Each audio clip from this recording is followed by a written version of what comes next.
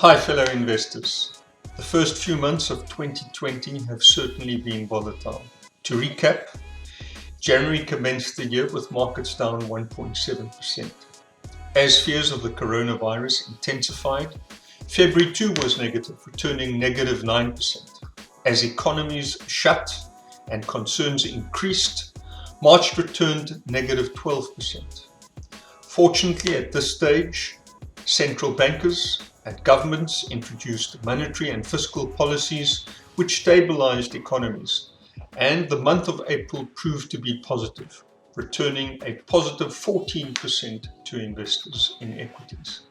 What this does, however, mean is that an investor who commenced 2020 with 100 Rand still only had 90 Rand left at the end of the first 4 months of this year. Our multi-asset funds were not designed to cope with the coronavirus. They were, however, designed to cope with the substantial volatility and particularly the drawdowns we've seen in markets over these past few months.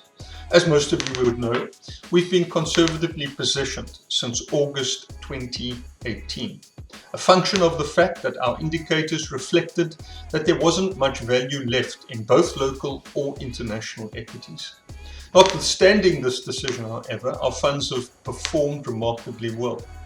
Over the past 6 months, our funds have returned 12%, and over the past year, they have returned 18%. This places them within the top decile over the 6-month period, and they are ranked first over the 12, 36, and 60-month period in their respective fund categories. These funds have also performed well relative to their benchmarks. As a reminder, the Flexible Fund has a benchmark of CPI plus 7%, while the Prudential Fund, in other words the Regulation 28 compliant fund, has a benchmark of CPI plus 5%. It's worth noting that since the inception of these products, that equities have only returned a compound annual growth rate of just over 4%. Notwithstanding this, both funds have outperformed their benchmark over the past 3 years, and we continue to believe that opportunities will present themselves so that in the long term, the benchmarks of these respective funds can be outperformed.